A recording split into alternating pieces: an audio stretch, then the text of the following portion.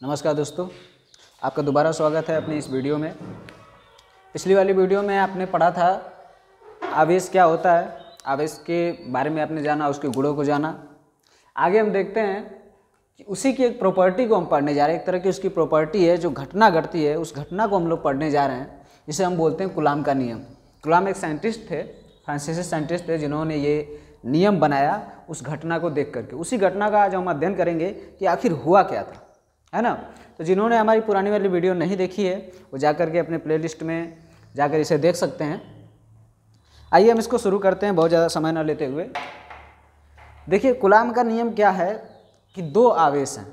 हम एक चीज़ पिछली क्लास में पढ़े हैं कि जब दो आवेश होते हैं आपस में नज़दीक रखे जाते हैं या फिर कुछ दूरी पर रखे जाते हैं तो वो क्या करते हैं, एक दूसरे को आकर्षित करते हैं या प्रतिकर्षित करते हैं।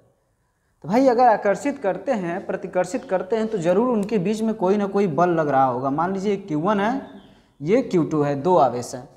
मैंने कहा कि ये दोनों एक दूसरे को आकर्षित कर रहे हैं, खींच रहे हैं अपनी तरफ। ऐसा नहीं है कि केवल एक ही आवेश है जो इसको अपनी तरफ खींच रहा है, नहीं, ये दोनों के दोनों एक दूसरे को खींच रहे हैं। ये जितना बल लगा के इसे खींच रहा है उतना ही बल लगा के इसे खींच रहा है, तभी तो ये एक दूसरे को आसपास, एक दूसरे के पास आ रहे हैं, है ना। अच्छा, एक घटना और थी कि जब आवेशों को रखा जाता था एक साथ तो एक दूसरे को प्रतिकर्षित कर रहे थे, यानी कि वो दोनों एक दूसरे को धकेल रहे थे। और वो कौन आवेश थे? जब समान आवेश थे, समान आवेश। समान आवेश का मतलब या तो दोनों प्लस पॉजिटिव हों, या तो दोनों धनात्मक आवेश हों, या तो दोनों ऋणात्मक आवेश हों, तब तो वो दूसरे को क्या करेंगे। अगर दोनों धनात्मक हैं और दोनों ऋणावेशित हैं तो ये एक दूसरे को क्या करेंगे, प्रतिकर्षित करेंगे। इनके बीच में एक बल लगेगा जो एक दूसरे को प्रतिकर्षित करेंगे, एक दूसरे को धकेलेंगे, दूर धकेलेंगे, ठीक है। और जब वो दोनों धनात्मक होंगे तो भी क्या करेंगे, एक दूसरे को प्रतिकर्षित करेंगे, क्योंकि दोनों समान आवेश हैं तो एक दूसरे को प्रतिकर्षित करने का गुण रखेंगे। अच्छा, जब विपरीत आवेश हैं, विपरीत आवेश हैं तब क्या करेंगे, एक दूसरे को आकर्षित करेंगे, ठीक है। यानी कि अगर कोई निगेटिव है या फिर कोई पॉजिटिव है या ऋणात्मक या धनात्मक है, कोई आवेश दोनों एक साथ रखे गए हैं तो ये दोनों क्या करेंगे, एक दूसरे को अपनी तरफ खींचेंगे। आखिर वो किस बल से खींचेंगे, उस बल का मान कितना होगा, किस डायरेक्शन में लगेगा, कौन कितने पर कितना बल लगा रहा है, इसी चीज़ को आज हम देखेंगे। तो देखिए, कूलाम के नियम में सबसे बेसिक चीज़ यही है कि कोई भी दो आवेश जब रखे जाते हैं, मान लीजिए कोई एक आवेश है Q1 हमने लिया, एक कोई आवेश लिया हमने Q2। दो हमारे पास आवेश हैं, एक का नाम है Q1, एक का नाम है Q2। इनकी प्रकृति क्या है हमको नहीं पता, ये ऋणात्मक है या धनात्मक है हमको नहीं पता, ठीक है। मान लीजिए कोई आवेश है Q1 और एक कोई आवेश है Q2, ठीक है। एक दूसरे के कुछ दूरी पर रखे, इनके बीच की दूरी को हम मान लेते हैं, इनके बीच की जो दूरी है वो है R। कुछ दूरी पर रखे हुए हैं, जिनके बीच की दूरी है टोटल मैंने मापा कितना है, R, ठीक है।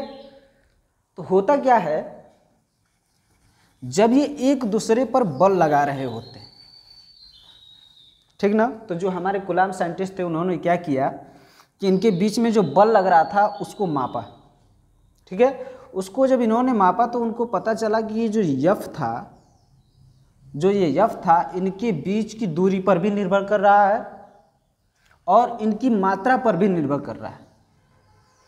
इस कहानी को थोड़ा हम अलग से समझते हैं। देखिए, मैंने आपको इलेक्ट्रॉनिक सिद्धांत बताया था, या इसको अगर आप इलेक्ट्रॉनिक सिद्धांत को पूरी तरह से समझ जाते हैं ना तो ये घटना आप खुद भी महसूस कर सकते हैं, फील कर सकते हैं आखिर हुआ कैसे। मैंने कहा भाई कि कोई एटम है, मान लीजिए कोई एटम है, कोई एक परमाणु है, ठीक है। इसमें 2 इलेक्ट्रॉन की कमी है, यानी 2 इलेक्ट्रॉन की कमी का मतलब ये कि इस पर 2 इलेक्ट्रॉन के बराबर पॉजिटिव आवेश है, कमी है तो इस पर धन आवेश है। अगर कोई एक परमाणु है, ठीक है, मान लीजिए इसके पास अधिक इलेक्ट्रॉन है, 4 इलेक्ट्रॉन है, वो भी एक्स्ट्रा है, इसके अंदर डाले गए हैं, 4 इलेक्ट्रॉन डाले गए हैं, यानी कि 4 इलेक्ट्रॉन के बराबर इस पर क्या है, ऋण आवेश है ना। और हर परमाणु क्या चाहता है कि वह उदासीन हो जाए, उसके आखिरी कोष में 8 इलेक्ट्रॉन हो जाए। भाई इसके में तो 2 पहले से कम है, इसमें क्या है, 4 पहले से ज़्यादा है। तो ये दोनों क्या करेंगे, एक दूसरे को आकर्षित करेंगे। क्यों? क्योंकि किसी पर ज़्यादा, इसके पास कमी है। अगर ये दोनों जुड़ जाएं तो दोनों की कमी पूरी हो जाएगी, है ना। तो ये क्या करेंगे, एक दूसरे को आकर्षित करेंगे। ध्यान दीजिएगा इस बात को। यदि हम एक ऐसा काम करें कि ये जो आवेश की मात्रा है इन पे उनको थोड़ा बढ़ा दें। अभी ये कुछ बल से, मान लीजिए F बल से एक दूसरे को खींच रहे थे क्योंकि इनकी ज़रूरत पूरी करनी थी, तो एक दूसरे को खींच रहे थे। अभी हमने क्या किया कि इस 2 इलेक्ट्रॉन यहाँ से निकला हुआ था, तो उसी परमाणु में से मैंने क्या किया, 8 इलेक्ट्रॉन निकाल दिया। इनके पास और इलेक्ट्रॉन की कमी हो गई, ये और बौखला गए, इनको चाहिए और भी इलेक्ट्रॉन। ठीक है, तो फिर एक दूसरा एटम आया, इनमें क्या किया हमने, मान लीजिए यहाँ पर मैंने 20 इलेक्ट्रॉन की कमी कर दी, नहीं 20 इलेक्ट्रॉन मैंने इसमें एक्स्ट्रा डाल दिए। ठीक है, तो भाई इनके पास और ज़्यादा हो गए। अभी सोचिए कि हम रखेंगे इन सबको कहीं ना कहीं, तो इन्हें हटाना ही है। तो ये और उत्तेजित होगा इलेक्ट्रॉन को निकालने के लिए, और ये उत्तेजित होगा इलेक्ट्रॉन को लेने के लिए। तो इनके बीच जो बल लगेगा उसकी जो मात्रा होगी इससे ज़्यादा होगी। क्यों? क्योंकि इनके बीच की जो आवश्यकता है वो इससे ज़्यादा है। तो ये क्या करेंगे, इसकी अपेक्षा इससे तेज इसमें बल लगेगा। तो जो हमारी बल की मात्रा है वो डिपेंड कर रही है किस पे, आवेश की मात्रा पर। जैसे जैसे आवेश की मात्रा बढ़ रही है इनके बीच आकर्षण बल लग रहा है। इसी को इन द सेंस यह भी क्या था, ये दोनों एक पॉजिटिव था निगेटिव था, पॉजिटिव था निगेटिव था, है ना। तो जब धनात्मक और ऋणात्मक थे तब ये इनके बीच बल कैसे बढ़ा आपने देखा। अगर मान लीजिए दोनों समान आवेश हों, ऐसे अगर कोई एक पॉजिटिव आवेश हो, परमाणु कोई पॉजिटिव है, एक और परमाणु वो भी पॉजिटिव है, इस पे 2 कूलाम के बराबर आवेश है, इस पे कूलाम नहीं लेते हम, इलेक्ट्रॉन का लेते हैं। ठीक ना, इलेक्ट्रॉन की कहानी अच्छी समझ में आती है। इसमें 2 इलेक्ट्रॉन की कमी है, इसमें भी 2 इलेक्ट्रॉन की कमी है। तो क्या ये एक दूसरे को आकर्षित करेंगे? नहीं। क्यों नहीं करेंगे? क्योंकि इसके पास भी कमी है और इसके पास भी कमी है, तो इनकी ज़रूरत पूरी नहीं होगी एक दूसरे के पास आने से, तो एक दूसरे का आकर्षण नहीं करेंगे। तो क्या करेंगे, इनको बोलेंगे तुम भी चले जाओ, ये भी बोलेंगे तुम भी चले जाओ, एक दूसरे को क्या करेंगे, प्रतिकर्षित करेंगे। ठीक है, एक दूसरे को प्रतिकर्षित करेंगे। लेकिन इसी बात को थोड़ा सा और हम बढ़ाते हैं। परमाणु वही थे, हमने क्या किया कि इसमें से 4 इलेक्ट्रॉन निकाल दिए और इसमें से 4 इलेक्ट्रॉन निकाल दिए। इस बात को समझिए, इसमें भी 4 इलेक्ट्रॉन की कमी हो गई और इसमें भी 4 इलेक्ट्रॉन की कमी हो गई। तो इनके बीच जो बल लग रहा था उससे ज़्यादा इनके में बल लगेगा। क्यों? इनके पास बहुत ज़्यादा कमी है, इनके पास और भी ज़्यादा कमी है, तो इनकी अपेक्षा इनके बीच बहुत ज़्यादा बल लगेगा। ये एक दूसरे को बहुत ज़्यादा बल से प्रतिकर्षित करेंगे। क्यों? क्योंकि इनको बहुत ज़्यादा कमी है। ठीक है ना, ये इन्हें धकेल करके किसी ऐसे परमाणु के पास जाना चाहेंगे जिनके पास अधिक इलेक्ट्रॉन हो, जिनके पास निगेटिव चार्ज हो, है ना। तो ये इनकी तरफ ज़्यादा आकर्षित होंगे, जबकि इनकी तरफ बहुत ज़्यादा प्रतिकर्षण बल लगाएंगे, है ना। तो यही कहानी है, इलेक्ट्रॉनों की जो कमी होती है, अधिकता होती है, इसी के कारण एक दूसरे को प्रतिकर्षित करते हैं और आकर्षित करते हैं। इस पूरी कहानी में आपको एक चीज़ समझ में आई होगी कि यहाँ पर जो बल है वो आवेश की जो मात्रा है इस पर डिपेंड कर रहा है। जैसे जैसे आवेश की मात्रा कूलाम ने बढ़ाया तो उनको पता चला कि भाई इनके बीच जो बल लग रहा है वो भी बढ़ रहा है। वो कैसे बढ़ रहा है, वो प्रोपोर्शनल था, समानुपातिक था इन दोनों आवेशों के गुणनफल के। बात आई समझ में आपके। उन्होंने जैसे जैसे आवेश की मात्रा बढ़ाई, मान लीजिए पहले उनके पास था 2 कूलाम आवेश और 2 कूलाम आवेश, अरे चलिए 2 कूलाम ही ले लेते, 2 कूलाम आवेश और 2 कूलाम आवेश थे, दोनों सेम आवेश थे, एक दूसरे के पास रखा उन्होंने। तो जो उनका बल था वो प्रोपोर्शनल था 4 कूलाम के। ठीक है, फिर उन्होंने क्या किया कि इनको कर दिया 8 कूलाम, इनको भी कर दिया 8 कूलाम, तो इनका जो बल था वो प्रोपोर्शनल हो गया 64 कूलाम। तो उन्होंने ये चीज़ नोटिस की कि इनका जो मल्टीप्लिकेशन है, इसके मल्टीप्लिकेशन इसके गुणन के समानुपाती है, ना कि इनके योग के, ना कि इनके घटना उसके बराबर है, ना डिवाइड के बराबर है, बस इनके मल्टीप्लिकेशन के समानुपाती था। जैसे जैसे उनका मल्टीप्लिकेशन था उसी के तकरीबन उसका बल भी आ रहा था। तो उन्होंने पहली लाइन ये कहा कि जो 2 आवेश हैं एक दूसरे की कुछ दूरी पर रखे गए हैं, तो उन आवेश की मात्राओं का गुणनफल इनके बीच लगने वाला बल के समानुपाती है। अच्छा, इनके बीच बल कौन सा लग रहा है इसकी भी तो बात होनी चाहिए। मैंने कहा कि आवेश पता नहीं है। अगर ये दोनों धनात्मक होते तो प्रतिकर्षण बल लगता, दोनों ऋणात्मक होते तो भी प्रतिकर्षण बल लगता, यदि दोनों एक धनात्मक होता एक ऋणात्मक होता तो आकर्षण बल लगता, ऐसा होता। लेकिन हमें पता नहीं है, तो इस पूरे बल को, आकर्षण बल को, धनात्मक बल को हम नाम देते हैं वैद्युत बल, क्योंकि ये क्रिया वैद्युत की हो रही है, इसमें इलेक्ट्रिसिटी का काम हो रहा है, तो हम इस बल को ही नाम देते हैं वैद्युत बल। ये आकर्षण प्रकृति का और प्रतिकर्षण प्रकृति का दोनों हो सकता है। किस पे डिपेंड कर रहा है? इस चार्ज की प्रकृति पर, है ना। तो इनके बीच में जो वैद्युत बल लग रहा है, जिसे हम F से रिप्रेजेंट कर रहे हैं, यह बल इन आवेश के मात्राओं के गुणनफल के समानुपाती है। पहली लाइन किसने कहा? कूलाम ने। दूसरी लाइन उन्होंने ये नोटिस किया, ये तो हमने जब आवेश की मात्रा को बढ़ाया तो ये घटना घटी। अच्छा, जब हम इनके बीच की दूरी को बढ़ाए और घटाए तब क्या हुआ? जब कूलाम सर ने ऐसा किया कि इनके बीच की दूरी बढ़ी और कुछ घटी, तब इसके बल पर क्या प्रभाव पड़ा, उन्होंने इसको प्रैक्टिकली नोटिस किया कि मान लीजिए कि कोई दो आवेश था Q1 और Q2, जब इनके बीच की दूरी थी R, बहुत कम दूरी थी, तो इनके बीच में जो बल लग रहा था बहुत ज़्यादा था। भाई मैंने कहा कि कोई एक आवेश है इसमें इलेक्ट्रॉन की कमी है और कोई एक आवेश है जिसमें इलेक्ट्रॉन की अधिकता है, तो इनको जब आप एक दूसरे के पास लाएंगे, इनको आवश्यकता पूरी करनी है अपनी, एक पॉजिटिव एक निगेटिव मान लीजिए, इनको अपनी आवश्यकता पूरी करनी है, तो इनको जितना नज़दीक लाएंगे उतना ही तेज़ी से आकर्षित होना चाहेंगे, और जितना दूर रहेंगे उतना ही कम आकर्षित होंगे। मान लीजिए ऐसा ही समझिए, कुछ यहाँ पर एक आवेश, 3 आवेश रखते हैं, ठीक है। एक पर है 2 पॉजिटिव आवेश है और एक पर 2 निगेटिव आवेश है और इस पर है 4 पॉजिटिव आवेश। अब ये जो ऋणात्मक वाला है ये इधर भी आ सकता है और इधर भी जा सकता है। आप अंदाजा लगाइए कि किधर जाएगा, इसकी तरफ जाएगा या इसकी तरफ जाएगा। तो आप सोच रहे होंगे किधर जाना चाहिए इसको, है ना।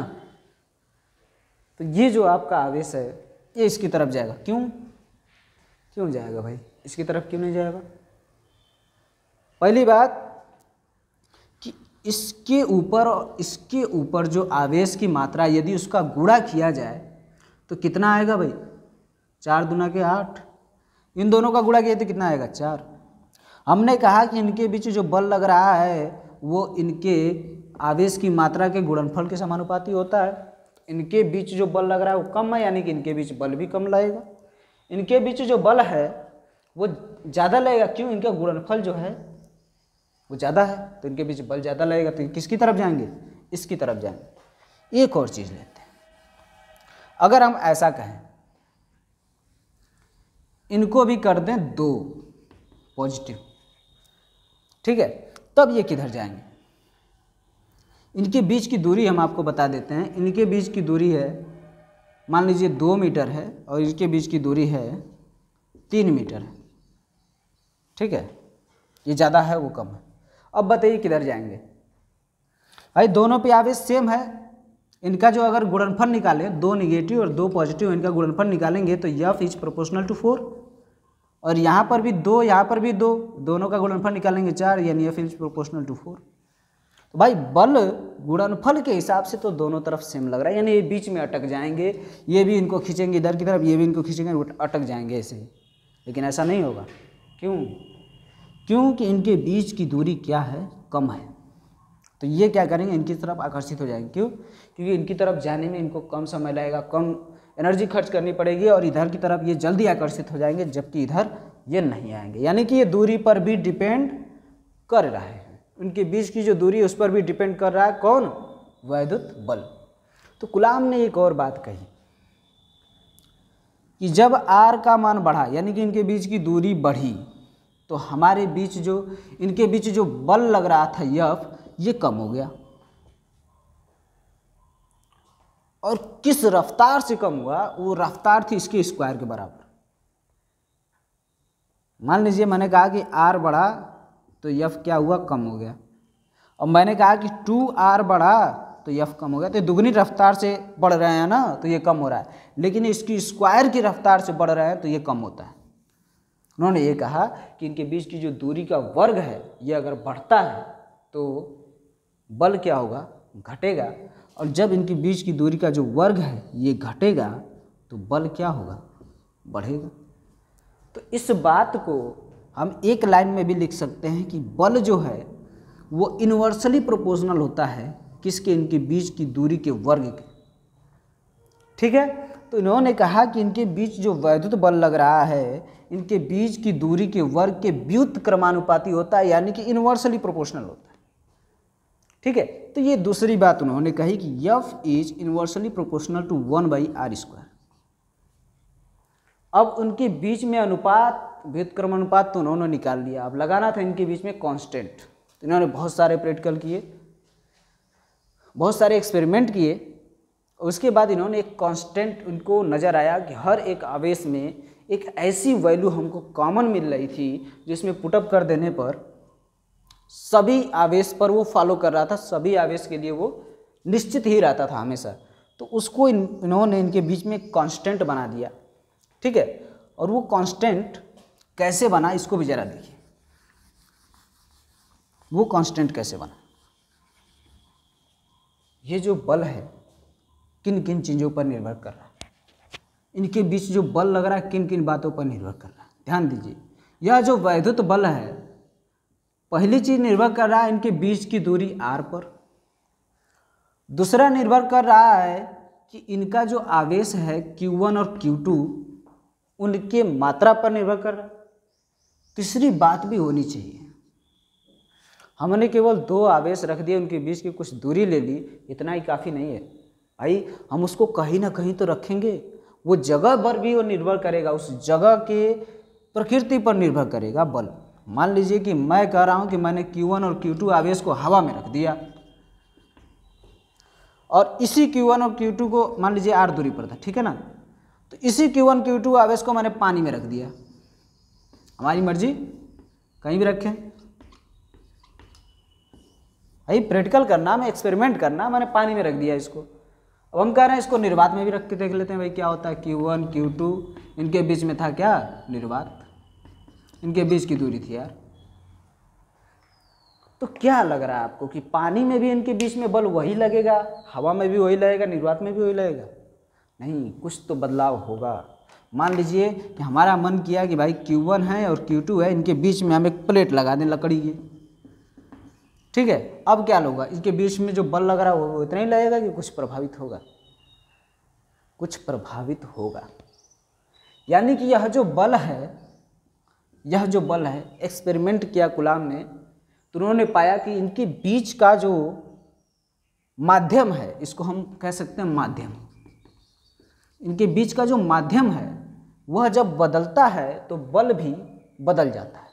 यानी कि किस पे निर्भर कर रहा है, इनके माध्यम पर भी, इनके बीच के माध्यम पर भी निर्भर कर रहा है, ठीक है। एक और चीज है, अभी आप यहीं रहने दीजिए, उसको आगे देखेंगे। जो आपका बल है वो इनके बीच की दूरी और Q1 Q2 पर निर्भर कर रहा है और उसके माध्यम पर। इस इक्वेशन में, इस बात में हमने दो बातें लिखी हुई हैं, उनका आवेश, उनके बीच की दूरी। तीसरी बात तो हमने लिखी ही नहीं।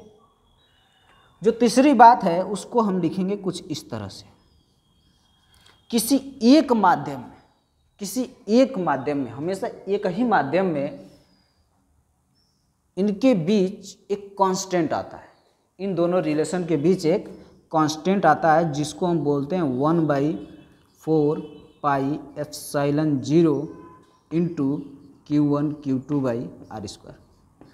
F is proportional to Q1 Q2 and F is in proportional to 1/r², यानी कि r² के इन प्रोपोर्शनल है व्युत्क्रमानुपाती। इनके बीच में हमने डाल दिया कोई एक कांस्टेंट। यह जो कांस्टेंट है, सॉरी यह 0 नहीं है, ध्यान दीजिएगा, 0 मैंने नहीं लिखा हुआ है, ठीक है, केवल ये एप्सिलॉन है। यह जो एप्सिलॉन है, ये 1/4 पाई तो एक कांस्टेंट है ही, एप्सिलॉन भी एक कांस्टेंट है। ये क्या है, एप्सिलॉन उस माध्यम की वैद्युतशीलता है कि उस माध्यम में कितना वैद्युत क्रिया होने की कितनी क्षमता है, उसको ये प्रदर्शित करता है एप्सिलॉन। यानी कि ये माध्यम पर निर्भर कर रहा है, ये माध्यम को बता रहा है। हमने तीनों चीज़ें इंक्लूड कर दी भाई। देखो, जो बल है वो उन पर भी निर्भर करता है, उनकी मात्रा पर, जो बल है उनके बीच की दूरी पर भी निर्भर करता है, जो बल है एप्सिलॉन पर भी निर्भर करता है, जिसको हम बोल रहे हैं माध्यम की वैद्युतशीलता, वैद्युतशीलता, वैद्युतशीलता क्या है? उस माध्यम में क्या हो रहा है भाई, इसको हम क्या बोलेंगे? सॉरी आपको दिखाई नहीं दे रहा होगा, इसको जरा हम ऊपर लिखते हैं। जो मैंने कहा एप्सिलॉन, इसको एप्सिलॉन पढ़ते हैं, एप्सिलॉन भी कहीं कहीं पढ़ा जाता है इसको। तो जो एप्सिलॉन है वो क्या है? माध्यम की वैद्युतशीलता है, माध्यम की वैद्युतशीलता, वैद्युतशीलता, ठीक है। यह प्रदर्शित करता है कि उस माध्यम में कोई भी वैद्युत घटना होने की कितनी चांसेस है, कितनी % चांसेस, ठीक ना। तो ये वैद्युतशीलता जो है उसके माध्यम को भी रिप्रेजेंट कर दिया हमने। तो तीनों बातें इस फार्मूले में आपको दिखाई देंगी। अगर तीनों को एक साथ लिख दिया जाए तो आपका जो फार्मूला है कुछ ऐसा बनेगा। देखिए, F is equals to 1/4 pi epsilon into Q1 Q2/r²। एक चीज़ आपने देखी होगी आपकी किताब, तो आपका जो फार्मूला है F equal to 1/4 pi epsilon Q1 Q2/r², ये बना, ये फाइनल आपका फार्मूला। आपने देखा होगा कि जो किताब है आपकी, उस किताब में यहाँ पर दिया हुआ है एप्सिलॉन न लिख करके एप्सिलॉन नॉट लिखा हुआ है, एप्सिलॉन 0 लिखा हुआ है ना, एप्सिलॉन 0 लिखा हुआ। मैंने यहाँ पर खाली एप्सिलॉन लिखा। इस बात को भी समझेंगे मैंने क्यों लिखा हुआ है। हमें लग रहा है कि किताब की अपेक्षा ये आपको आसान पड़ेगा। आप ध्यान दीजिए इस चीज़ को, ये माध्यम की वैद्युतशीलता है, ठीक है। अब देखिए, अब हम इसको अलग अलग जगह पे रखेंगे, इन आवेशों को अलग अलग जगह पर रख के चेक करेंगे कि क्या आ रहा है, क्या उसकी वैल्यू पर क्या इफेक्ट पड़ रहा है, ठीक है। आइए, मैंने कहा ना कभी पानी में रख देते हैं, तो कभी इसको हवा में रख देंगे, कभी निर्वात में रख देंगे। निर्वात का मतलब समझ रहे हैं, जहाँ कोई चीज़ नहीं होती है, ठीक ना। इसका थोड़ा डिफिनीसन आप लिख सकते हैं इस फार्मूले के हिसाब से। मैं बता रहा हूँ आप कैसे इसको लिखेंगे। लिखने का ढंग होना चाहिए फिजिक्स में, आपको कुछ याद नहीं करनी, कोई डिफिनीसन याद करने की ज़रूरत ही नहीं। आप खाली घटनाओं को समझिए, क्या कहा इन्होंने, कोई बहुत बड़ी बात तो कही नहीं इन्होंने, या फिर प्रोपोर्शनल टू, ऐसे ही लिखेंगे आप। इनके बीच में जो वैद्युत बल लग रहा है, इसको क्या बोलेंगे? वैद्युत बल, ऐसे इसको लिखेंगे। किसी माध्यम में दो आवेश Q1 और Q2, दो आवेश एक दूसरे के r दूरी पर स्थित हैं। किसी माध्यम में दो आवेश, इसको किताब में बिंदु आवेश भी बोला, बहुत छोटा आवेश को लेकर के एक्सपेरिमेंट किया गया तो बिंदु आवेश बोला जाता है। दो आवेश एक दूसरे से r दूरी पर स्थित हैं, इनके मध्य लगने वाला वैद्युत बल जिसे हम F से प्रदर्शित करते हैं, वह इन आवेशों के मात्राओं के गुणनफल के समानुपाती होता है तथा इनके बीच की दूरी के वर्ग के व्युत्क्रमानुपाती होता है। अतः इनके बीच जो रिलेशन बन के आएगी वो क्या आएगी? F equals to 1/4 pi epsilon into Q1 Q2/r²। यहाँ लिखेंगे आप, जहाँ 1/4 पाई एप्सिलॉन एक नियतांक है। क्या है? नियतांक है, कांस्टेंट है, ठीक है, जिसमें एप्सिलॉन, क्योंकि भाई 1/4 पाई ये तो वैल्यू है ना, ये तो आंगिक डिजिट है, ये तो डिजिट है, वैसे भी कांस्टेंट है। इसमें एप्सिलॉन क्या है, ये बात महत्वपूर्ण है। तो जो इसमें एप्सिलॉन है वो क्या है, यहाँ मैं लिख दे रहा हूँ। एप्सिलॉन क्या है? उस माध्यम का, किस माध्यम का? जहाँ पे वो रखा गया, ठीक ना। मैंने कहा किसी माध्यम में, किसी एक पार्टिकुलर माध्यम की बात हो रही है, तो उस माध्यम में वैद्युतशीलता है। क्या है? वैद्युतशीलता है। उसमें वैद्युत क्रिया होने की, वैद्युत घटना घटने की कितने % चांसेस है, उसको यह प्रदर्शित करता है, ठीक है। और हर एक माध्यम के लिए इस एप्सिलॉन की वैल्यू अलग अलग होती है। ऐसे ही आप लिखेंगे सीधा सा। इस बात को समझने के लिए सीधा सीधा उदाहरण है। इसको आप एक लाइन में भी लिख सकते हैं। एक लाइन में ऐसे लिखेंगे कि किसी माध्यम में स्थित दो बिंदु आवेशों के मध्य लगने वाला वैद्युत बल उनके मात्राओं के गुणनफल के समानुपाती होता है तथा उनके बीच की दूरी के वर्ग के व्युत्क्रमानुपाती होता है। ये लाइन, यही तो आपका हो गया कूलाम का नियम। कोई पूछता है अगर कूलाम का नियम क्या है, प्रश्न आता है कि कूलाम का नियम क्या है, तो अगर आप एक लाइन में लिखना चाहते हैं तो आप सीधे सीधे ये लिखेंगे कि किसी भी माध्यम में दो बिंदु आवेशों जिनके बीच की दूरी r है, अपने मन से कुछ भी लिख सकते हैं, जिनके बीच की दूरी r है, उनके मध्य लगने वाला वैद्युत बल उनके मात्राओं के आवेशों की मात्राओं के गुणनफल के समानुपाती होता है तथा उनके बीच की दूरी के वर्ग के व्युत्क्रमानुपाती होता है। बस हो गई परिभाषा। उसके बाद आप डायरेक्ट इसको सिंबल के रूप में लिख देंगे, F is proportional to Q1 into Q2 और F is proportional in proportional to 1/r²। हो गया। अतः आप उसका फार्मूला लिख देंगे, फिर उसका कांस्टेंट लिख देंगे 1/4 पाई एप्सिलॉन। एक नियतांक है जिसमें आपका जो एप्सिलॉन है उस माध्यम में वैद्युतशीलता है, उस माध्यम की वैद्युतशीलता को प्रदर्शित कर। हो गया, ठीक है। अब चलिए थोड़ी इसकी बीमा भी देख लेते हैं, क्योंकि आप जब क्वेश्चंस लगाएंगे तो इसकी बीमा मात्रक भी निर्भर करता है, ठीक ना, वो भी आपको जानना चाहिए। मात्रक क्या है, इसका कैसे बनेगा, क्या है मात्रक? बहुत ही सिंपल है, आपने पिछली कक्षा में इसको पढ़ा भी है। तो देखिए, यदि भाई सबका मात्रक आपको पता होगा, फार्मूला क्या, फार्मूला तो यही है ना, F equals to 1/4 pi epsilon into Q1 Q2/r²। Epsilon की बात अभी मैं आपको समझाऊंगा, क्योंकि मैंने एप्सिलॉन 0 ना लिख के खाली एप्सिलॉन लिखा हुआ है ना, अभी बता रहा हूँ क्यों लिखा हुआ। पहले इसके मात्रक देख लेते हैं। भाई आप जानते हैं बल का मात्रक तो आप ऐसे ही पता है कि आपको इस पूरे की यूनिट किस में आएगी, न्यूटन में आनी है, क्योंकि बल है तो न्यूटन में ही आएगा। लेकिन अगर हमें एप्सिलॉन जो है, इसमें एप्सिलॉन है, इसका मात्रक निकालना हो तो कैसे निकालेंगे? सिंपल सी बात है। देखिए, पहले तो हम इसी को फार्मूले में रखते हैं, है ना, तो यहाँ से एप्सिलॉन को उठा करके अगर यहाँ रख दें और एफ को इसकी जगह पर रख दें, कोई इफेक्ट नहीं पड़ने वाला। यहाँ रख दिया मैंने, ये हो जाएगा आपका 1/4 पाई, मैं इसको इसके साथ लिख देता हूँ, Q1 Q2/f इंटू r²। हो सकता है ना।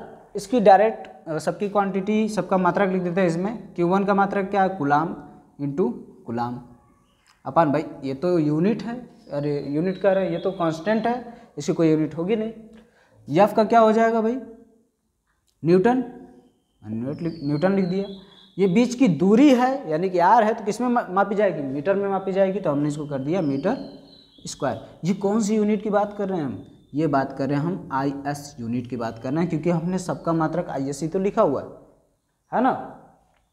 तो इसको हम थोड़ा शॉर्ट फॉर्म में लिखेंगे, कूलाम का square upon newton into metre square. इसको और शॉर्ट में एक लाइन में लिखना चाहें तो coulomb square oblique newton metre square, इसको डिवाइड ही कहते हैं, है ना। यानी कि जो एप्सिलॉन है, एप्सिलॉन है जो आपका, इसकी यूनिट क्या हो जाएगी, इसका मात्रक क्या हो जाएगा आपका, कूलाम का स्क्वायर बटे में न्यूटन इंटू मीटर स्क्वायर। ठीक है, इसकी बीमा भी निकाल लेते हैं लगे हाथ, है ना भाई। इसकी बीमा क्या हो जाएगी, आवेश की बीमा क्या होती है, आवेश की बीमा हमने आपको पुराने वाले लेसन में बताया था, Q इक्वल्स टू IT होती है, I धारा होती है, इसको A से रिप्रेजेंट करते हैं, T को टाइम से, तो AT हो गया, लिख देते हैं AT। क्या है भाई, इसका स्क्वायर है तो इन दोनों का स्क्वायर हो जाएगा, अंदर भी होगा ना। इसको थोड़ा बड़ा लिखता हूँ, A स्क्वायर और T का भी स्क्वायर, क्योंकि पूरे का स्क्वायर है तो इसको हमने अंदर लिख दिया। ठीक है, अपॉन बीमा की बात हो रही है, ठीक है ना, बीमा किसकी बीमा, एप्सिलॉन की, ठीक है ना।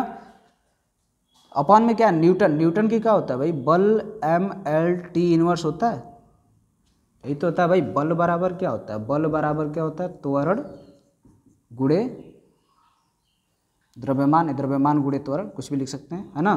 त्वरण का क्या हो जाएगा, LT⁻², सॉरी ये -2 होता है, ये तो वेग हो गया, -2 इंटू ये क्या हो जाएंगे, द्रव्यमान है तो m से रिप्रेजेंट कर देंगे, MLT⁻², ये क्या हो जाएगा आपका बल हो जाएगा। मीटर की क्या हो जाएगा एल स्क्वायर, मीटर का एल होता है, स्क्वायर है तो स्क्वायर मैंने लगा दिया। ठीक है, सबको ऊपर उठा के लेके चलते हैं। ए स्क्वायर टी स्क्वायर, यम ऊपर जाएगा तो यम की पावर क्या हो जाएगी भाई -1, यल और यल यहाँ पे 2 है, यहाँ पर 1 है ना, तो दोनों जुड़ जाएंगे, कितने हो जाएंगे 3, ऊपर जाएंगे तो -3, और टी के पावर -2 ऊपर जाएगा तो क्या हो जाएगा टी स्क्वायर, है ना। यहाँ टी स्क्वायर पहले से पड़ा हुआ है, इसको एक साथ ले लेते हैं, यम को पहले लिखते हैं m की पावर -1, उसके बाद यल क्या है भाई, यल के पावर -3, टी क्या है भाई, टी के पावर 4, और ए के पावर क्या स्क्वायर, यही तो है। ये हो गया आपका बीमा, किसकी बीमा, एप्सिलॉन की। और एप्सिलॉन है क्या, उस माध्यम का वैद्युतशीलता, उस माध्यम की वैद्युतशीलता का मात्रक क्या हो जाएगा। ये आपको 11th के फर्स्ट में आपको ये सब याद करने की जरूरत नहीं है, आप जब पूरी किताब को पढ़ेंगे तो सारे मात्रक आपको ये में ही याद हो जाने हैं, है ना। तो ये तो हो गई आपकी बीमा, इसका मात्रक हो गया। ठीक है, इसकी कुछ वैल्यू भी होनी चाहिए। हर एक माध्यम के लिए जो एप्सिलॉन है उसकी जो वैद्युतशीलता होती है उसका मान अलग अलग होता है। ठीक है, तो अभी हम बात करेंगे निर्वात की, क्योंकि एक्सपेरिमेंट को सबसे पहले निर्वात में अगर हमने करके देखा तो क्या हुआ, इसको हम मिटा दें, ये आपकी डिफिनीशन होगी, है ना। एक लाइन में डिफिनीशन आप लिख सकते हैं इसको देख करके केवल। ठीक है, अब आइए देखते हैं, ये तो इसकी बीमा होगी, आप चाहें तो इसको नोट कर सकते हैं, और वीडियो को पॉज करके आप इसे चाहे तो नोट कर सकते हैं। चलिए देखते हैं कि जब इसको हमने निर्वात में रखा तो इनके बीच बल कितना लगा, इसको जरा देखते हैं। और जो एप्सिलॉन है मैंने 0 लिख करके वो क्यों लिखा, इस चीज़ को भी समझते हैं। ठीक है, इसको रहने देते हैं।